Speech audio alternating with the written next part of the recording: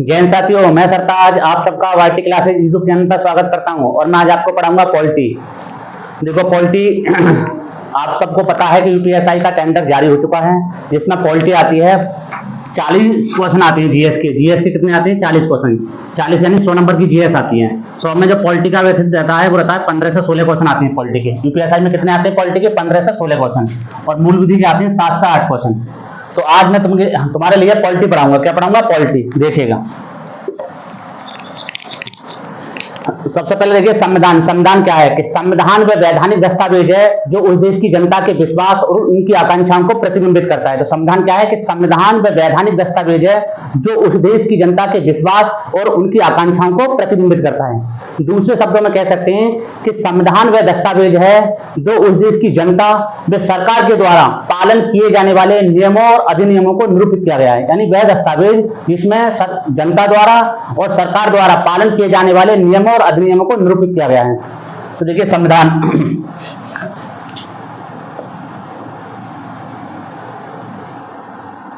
संविधान में टोटल भाग हैं 22। कितने भाग हैं? 22। अनुच्छेद कितने इसमें? 395। अनुच्छेद कितने? 395। अनुसूची हैं 12। कितनी अनुसूची हैं? 12। अगर पूछा जाए कि संविधान में कितने अनुच्छेद हैं तो हैं 395। भाग कितने हैं? 22। और अनुसूची कितनी है? 12। कितनी अनुसूची? 12। और भाग है 22, अनुच्छेद 395, अनुसूची 12। संविधान के प्रारंभ पर क्या अनुसूचियां थी? 8 अनुसूची थी। संविधान जब प्रारंभ हुआ था तो 8 अनुसूचियां थी। अगर गणना की दृष्टि से पूछे तो गणना की दृष्टि से भाग है 22। भाग कितने? 22। और अनुच्छेद है 470 और अनुसूची 12 है। अगर पूछा जाए कि गणना की दृष्टि से संविधान में कितने भाग हैं तो भाग है 25। गणना की दृष्टि क्यों है? क्योंकि इसमें 4 का जोड़ा गया, 9 का जोड़ा गया और 14 का जोड़ा गया। तो भाग कितने हो गए? कितने? 22 थे, 3 ये जोड़ दिए गए संविधान संशोधन द्वारा। तो कितने हो गए गणना की दृष्टि से? 25। और अनुच्छेद कितने हैं गणना की दृष्टि से? 470। वैसे टोटल कितने हैं? 395। अगर अनुसूची पूछी जाए तो अनुसूची कितनी है? 12। अगर पूछा जाए कि संविधान के प्रारंभ पर अनुसूचियों की संख्या कितनी थी तो 8 थी। कितनी थी? 8। इसमें 4 अनुसूची संविधान संशोधन द्वारा जोड़ी गई हैं। जैसे अभी बताऊंगा सबके लिए कौन सी कब जोड़ी गई। ठीक है, आगे देखिएगा।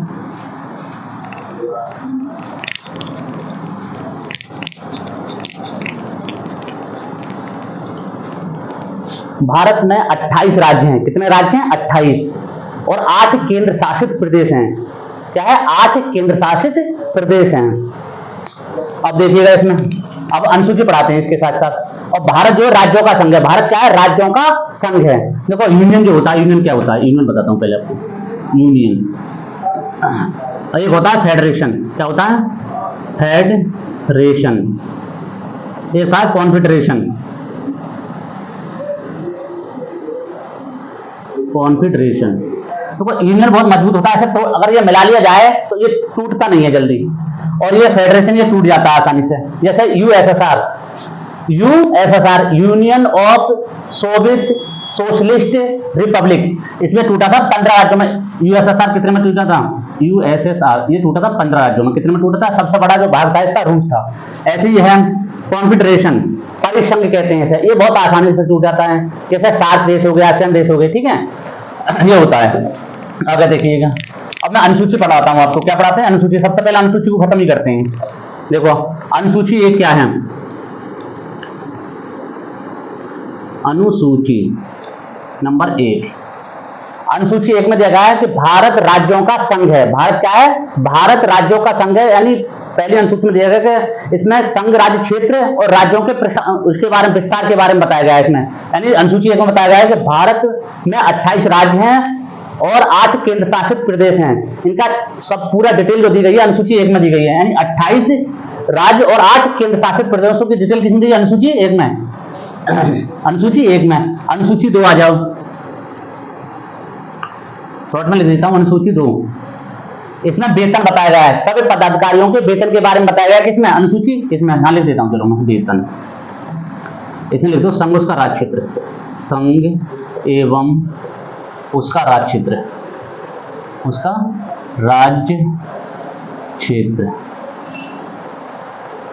इसमें वेतन बताया गया। अनुसूची 3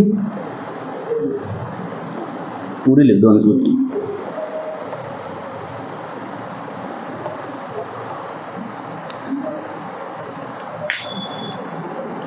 अनुसूची 3, इसमें शपथ के प्रावधान किया गया है। किसका? शपथ का।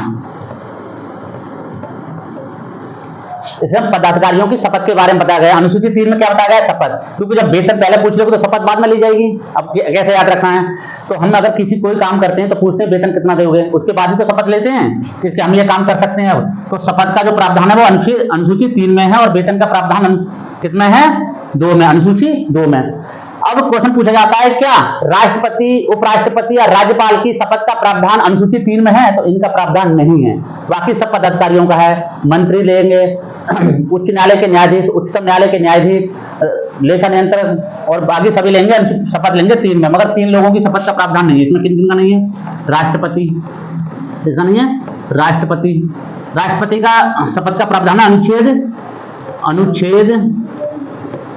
60 में। किसमें? अनुच्छेद 60 में। उपराष्ट्रपति, उपराष्ट्रपति का अनुच्छेद 69 में। आ जाओ राज्यपाल, राज्यपाल का है अनुच्छेद 159 में, 159। तो क्वेश्चन पूछा जाएगा क्या अनुसूची 3 में राष्ट्रपति की शपथ का प्रावधान है? तो नहीं है। क्या राष्ट्रपति, उपराष्ट्रपति की शपथ का प्रावधान है? नहीं है। राज्यपाल की शपथ का प्रावधान है? नहीं है। तो राष्ट्रपति की शपथ का प्रावधान अनुच्छेद 60 में है, उपराष्ट्रपति की शपथ का प्रावधान 69 में है, राज्यपाल की शपथ का प्रावधान 159 में है। तो याद रखना। अब अनुसूची आ जाओ 4 पर। अनुसूची 4, अनुसूची 4 में दिया गया, ये मिटा देता हूं, ठीक है। इसमें राज्य व संघ राज्य क्षेत्रों के राज्यसभा के सीटों के आवंटन के बारे में, राज्यसभा सीटों के आवंटन के बारे में दिया। राज्यसभा लिख देता हूं यहाँ, राज्यसभा सीटों के आवंटन के बारे में।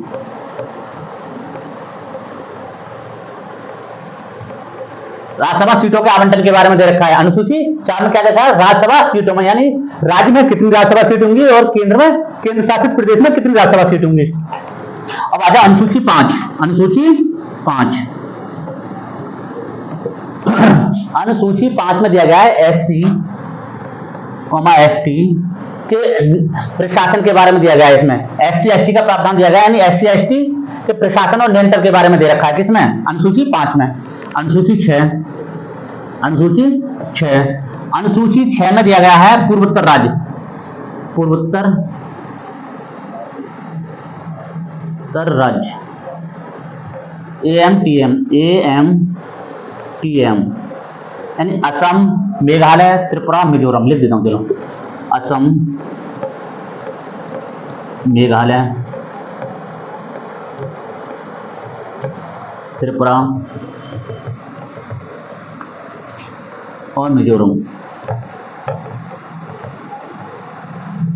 तो क्वेश्चन पूछा जाएगा कि 6वीं अनुसूची में किसका प्रावधान है? तो पूर्वोत्तर राज्यों का। पूर्वोत्तर राज्य कौन सा? AMTM। कौन सा? असम, मेघालय, त्रिपुरा, मिजोरम, AMTM।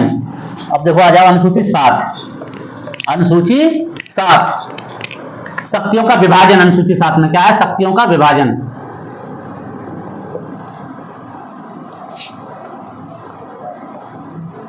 शक्तियों का विभाजन। अब देखो अनुसूची 7 में शक्तियों का विभाजन दिया गया है, तो इसमें कुछ सूचियां दी गई हैं। अब देखो कौन कौन सी सूची हैं देखिएगा। जैसे संघ सूची क्या है? नंबर 1 संघ सूची होगी, संघ सूची।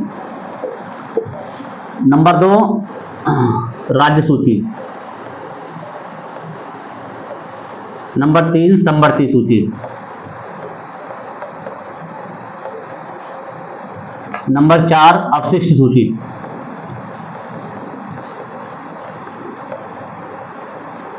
अब देखो इसमें क्या सूची रहेगी? 4। कौन सी? संघ सूची, राज्य सूची, समवर्ती सूची, अवशिष्ट सूची। संघ सूची में वर्तमान में 100 विषय हैं। कितने विषय हैं? 100।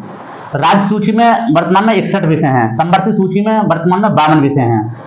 अवशिष्ट सूची में विषयों की संख्या कोई निश्चित नहीं है, कितने भी अनंत, बहुत विषय हैं इसमें। जो नए विषय जुड़ेंगे वो अवशिष्ट सूची में जुड़ेंगे। अब संघ सूची में कौन कौन से विषय हैं ये देखिएगा। जनगणना है, इसमें जनसंख्या है, बैंकिंग है, पोस्ट ऑफिस है। इसमें विषय तो है 98, मगर सब याद नहीं करने। जो मोस्ट कौन कौन से हैं? जनगणना पूछ लिया जाता है, जनगणना किस सूची के अंतर्गत आता है? संघ सूची का आता है। बैंकिंग किस में आता है? संघ सूची में आता है। अंतरराष्ट्रीय मामले किस सूची में आते हैं? संघ सूची में आता है। नागरिकता किस में आता है? संघ सूची में आता है। रेलवे किस में आता है? संघ सूची में आता है। पोस्ट ऑफिस किस में आता है? संघ सूची में आता है। ऐसी राज्य सूची में जब संविधान बना था तो राज्य सूची में 66 विषय थे। कितने विषय थे? 66। मगर 42 में संविधान संशोधन द्वारा, कौन से? 42 में संविधान संशोधन 1976 के द्वारा, यानी 1976 में जो संविधान संशोधन हुआ था 42 में, उसके द्वारा इसके 5 विषय संवर्धित सूची में डाल दिए गए थे। क्योंकि संवर्धित सूची में जो 47 विषय थे, 5 जो है संवर्धित राज्य सूची से आ गए, तो इसमें विषय हो गए 52। कितने विषय हो गए? 52। कौन कौन से डाले गए थे 5 विषय? शिक्षा, वन, नापतोल, वन्यजीव संरक्षण और न्याय का प्रशासन। ये 5 विषय डाले गए थे संवर्धित सूची में। कौन कौन से? वन हो गया, शिक्षा हो गई, नापतोल हो गई, वन्यजीव संरक्षण हो गया और न्याय का प्रशासन। ये 5 विषय इसमें डाले गए थे संवर्धित सूची में। किस संविधान संशोधन द्वारा? 42 में संविधान संशोधन 1976 में। कब डाले गए थे? 42 में संविधान संशोधन द्वारा। ठीक है। अब इस सूची में कौन कौन से विषय आते हैं? जैसे यूट्यूब हो गया, फेसबुक हो गया, सोशल मीडिया हो गया, फोन पे हो गया। जो नए विषय जुड़ेंगे वो अब इस सूची में आ जाएंगे। ठीक है, ये हो गए 7 में। अब 8 में अनुसूची देखिएगा। अनुसूची 8 में भाषाओं के बारे में बताया गया है। किसके बारे में बताया गया है? भाषाओं के बारे में। संविधान के प्रारंभ पर इसमें 14 भाषाएं थी। कितनी भाषाएं थी? 14। मगर वर्तमान में इसमें 22 भाषाएं। कितनी भाषाएं इसमें वर्तमान में? 22। अब जो बाकी भाषा है वो कब जोड़ी गई थी? 8 भाषा को बताता हूँ कौन सी भाषा कब जोड़ी गई थी। देखो भाषा कौन कौन सी भाषाओं के नाम भी लिख देता हूँ जिससे कि आपको याद रहे। 14 भाषा संविधान के प्रारंभ में कौन सी थी? Number 1 Kashmiri, number 2 Punjabi, number 3 Hindi, number 4 Asamiya, number 5 Bangla, number 6 Oriya, number 7 Marathi, number 8 Gujarati, number 9 Kannada, number 10 Tamil, number 11 Telugu, number 12 Malayalam, number 13 Urdu, number 14 Sanskrit. तो ये जो भाषाएं थी 14, ये संविधान के प्रारंभ पर थी। 8वें अनुसूची में कौन क्या भाषा थी? 14 प्रारंभ में। अब 22 कितनी भाषा है? 22 फिर जोड़ी गई। नंबर 15 सिंधी। सिंधी को 21वें संविधान संशोधन द्वारा 1967 में जोड़ा गया था। सिंधी को कब जोड़ा गया था? सिंधी कब जोड़ा गया था? 21वें संविधान संशोधन लिख देता हूं, चलो इसके आगे। 21वें संविधान संशोधन 1967 में। उसके बाद में 3 भाषाएं और जोड़ी गई। इसकी ट्रिक है क्या है? नमक, नेपाली, मणिपुरी, कोकड़ी। कब जोड़ी गई थी वो? 16 नंबर पाएगा नेपाली, इनके सबकी लिख दूंगा मैं। नेपाली, मणिपुरी,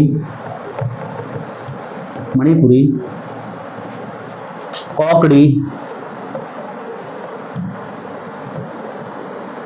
ये जोड़ी गई थी। तीनों जो भाषाएं जोड़ी गई थी 71वें संविधान संशोधन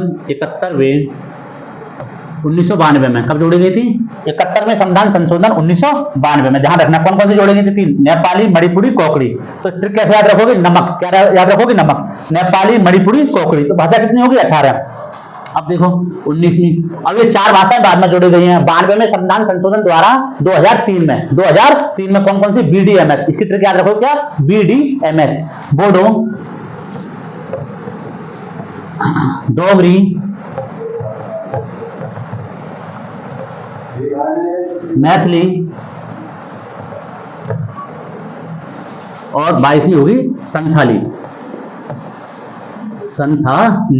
ये जोड़ी गई थी कब? 92 में संविधान संशोधन द्वारा 2003 में।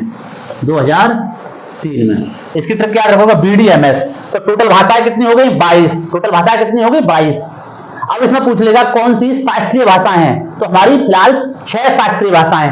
क्या शास्त्रीय भाषाएं? 6। अब वो कौन कौन सी हैं? ये मैं मिटाता हूं, ऊपर लिख देता हूं शास्त्रीय भाषा। शास्त्रीय भाषा कौन कौन सी है? Number 1 Tamil, number 2 Sanskrit, number 3 Kannada, number 4 Telugu, number 5 Malayalam, number 6 Oriya, number 6 Oriya. तो शास्त्रीय भाषा क्या है हमारी 6, और संविधान की 8वीं अनुसूची में कितनी भाषाएं हैं? अब फिलहाल 22 भाषाएं। कितनी भाषाएं? 22। अब पूछा जाए कि संविधान के प्रारंभ पर 8वीं अनुसूची में कितनी भाषाएं थी? तो 14 भाषाएं थी। कितनी भाषाएं थी? 14। बाद में जोड़ी गई सिंधी को 21वें संविधान संशोधन द्वारा 1967 में जोड़ा गया था, और नमक यानी नेपाली, मणिपुरी, कोकड़ी इसे जोड़ा गया था 71वें संविधान संशोधन 1992 में, और बीडीएमएस यानी बोडो, डोगरी, मैथिली, संताली इसे जोड़ा गया 92वें संविधान संशोधन 2003 में जोड़ा गया था। सब याद रख लेना, ठीक है। अब क्वेश्चन यहीं से बनता है कि क्या भोजपुरी संविधान की 8वीं अनुसूची में है? नहीं है। अंग्रेजी है? नहीं है। राजस्थानी है? नहीं है। तो ये क्वेश्चन बनते हैं, ठीक है। दे देगा कि 3 भाषा तो दे देगा अनुसूची में है, एक दे देगा इसमें से नहीं है, तो पूछ लेगा उसमें कि क्या निम्नलिखित में से कौन सी भाषा संविधान की 8वीं अनुसूची में नहीं है? तो दे देगा भोजपुरी दे देगा, राजस्थानी दे देगा, ठीक है, ये अंग्रेजी दे देगा। तो ये भाषा इसमें नहीं है, ठीक है, 8वीं अनुसूची में नहीं है। कौन सी? भोजपुरी नहीं है, राजस्थानी नहीं है, अंग्रेजी नहीं है। और शास्त्रीय भाषाएं याद रखनी है। शास्त्रीय भाषा से क्वेश्चन पूछा जाता है कौन सी शास्त्रीय भाषा है और कौन सी नहीं है। तो शास्त्रीय भाषा हमारी कितनी है? 6। तमिल, संस्कृत, कन्नड़, तेलुगु, मलयालम, उड़िया, ठीक है। मिटाता हूं, ये आगे देखिएगा। अब आगे 9वीं अनुसूची। कौन सी अनुसूची? 9वीं अनुसूची। 9 अनुसूची 9 जमींदारी से संबंधित है। इसमें प्रथम इसे जोड़ा गया था, 9वीं अनुसूची को कब जोड़ा गया था? प्रथम संविधान संशोधन द्वारा प्रथम संविधान संशोधन हुआ था 1951 में। कब हुआ था? 1951 में जोड़ी गई थी।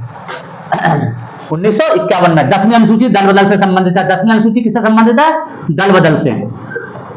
इसे जोड़ा गया था 52वें संविधान संशोधन द्वारा 1985 में। कब जोड़ा गया था? 1985 में। अब 11वीं अनुसूची। 11वीं अनुसूची को 73वें संविधान संशोधन द्वारा 1993 में जोड़ा गया था। इसमें पंचायती राज से संबंधित है। जो 11वीं अनुसूची है किससे संबंधित है? पंचायती राज से संबंधित है। इसे जोड़ा गया था 73वें संविधान संशोधन 1993 में। यह पंचायती राज से संबंधित है। पंचायती राज के लिए इसमें 29 विषय दे रखे हैं। कितने विषय दे रखे हैं? 29 विषय दे रखे हैं, ठीक है, याद रख लेना। 12वीं अनुसूची नगर पालिका से संबंधित है। किससे संबंधित है? नगर पालिका से। यह जोड़ी गई थी 74वें संविधान संशोधन 1993 में जोड़ी गई थी। ये भी कौन सा संविधान संशोधन द्वारा? 74वें द्वारा। इसमें विषय दे रखे हैं 18। कितने विषय दे रखे हैं? नगर पालिका के लिए 18 विषय दे रखे हैं। कितने विषय दे रखे हैं? 18। तो देखो अब एक बार रिकॉल कर लेते हैं। मैंने बता दिया 12 अनुसूची बता दी। पहली अनुसूची में कहा है संघ और उसका राज्य क्षेत्र के बारे में बताया गया है। पहली अनुसूची में बताया गया है संघ और उसका राज्य क्षेत्र। दूसरी अनुसूची में बताया गया है वेतन के बारे में, पदाधिकारियों के वेतन के बारे में। तीसरी अनुसूची में क्या बताया गया है? शपथ के बारे में। इनमें 3 लोगों की शपथ नहीं है। किसकी? राष्ट्रपति, उपराष्ट्रपति और राज्यपाल की। राष्ट्रपति की शपथ का जो प्रावधान है अनुच्छेद 60 में है।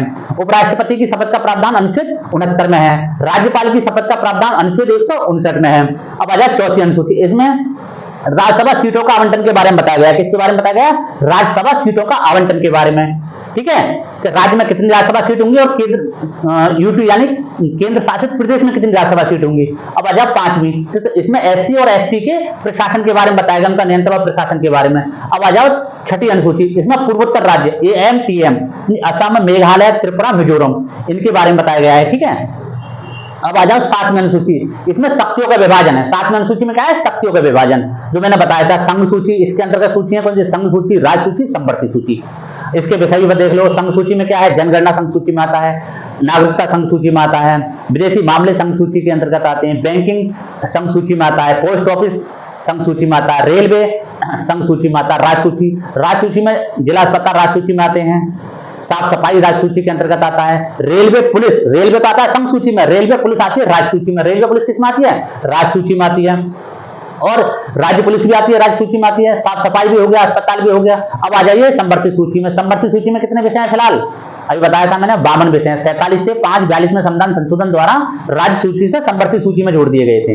तो इसमें क्या क्या आता है? संवर्ती सूची में वन आता है, शिक्षा आती है, नाप तोल हो गया, और ज्ञान का न्याय का प्रशासन हो गया, और वन्य जीवों का संरक्षण हो गया, आर्थिक नियोजन हो गया, और इसमें सीआरपीसी और आईपीसी यानी दंड प्रक्रिया संहिता और दंड संहिता, ये दोनों जो संवर्ती सूची के अंतर्गत आते हैं। पूछा जाएगा कि दंड प्रक्रिया संहिता तो किस सूची के अंतर्गत आता है, तो संवर्ती सूची में आता है, राज्य सूची में नहीं आता है। किस में आता है, संवर्ती सूची में। अब आ जाए अपशिष्ट सूची, तो अपशिष्ट सूची में जो विषय नहीं जोड़े जाते हैं वो अपशिष्ट सूची के अंतर्गत आ जाते हैं। कैसे, जैसे यूट्यूब हो गया, सोशल मीडिया हो गया, फेसबुक हो गया, फोन पे हो गया, अंतरराष्ट्रीय स्टेशन हो गया, ये सब आते हैं किसमें, संवर्ती सूची में। अब आ जाए 9वीं अनुसूची, तो 9वीं अनुसूची प्रथम संविधान संशोधन द्वारा 1951 में जोड़ी गई थी, ये जमींदारी से संबंधित है। अब आ जाए 10वीं अनुसूची, ये दर बदल से संबंधित है। इससे 52 में संविधान संशोधन 1985 में, कब जोड़ा गया था, 1985 में। ये बहुत पूछा जाता है कि दल बदल से संबंधित कौन सी अनुसूची है, तो 10वीं अनुसूची है। कितनी अनुसूची है, 10। और पंचायत राज से संबंधित कौन सी अनुसूची है, 11। और नगर पंचायत से संबंधित कौन सी अनुसूची, अनुच्छेद 12। इसमें पंचायत राज्यों के 29 विषय दे रखे हैं 11वीं अनुसूची में, और जो 12वीं अनुसूची है उसमें 18 विषय दे रखे हैं। कितने विषय दे रखे हैं, 18 विषय। ठीक है, जैन साथी, बस इतना ही बहुत है।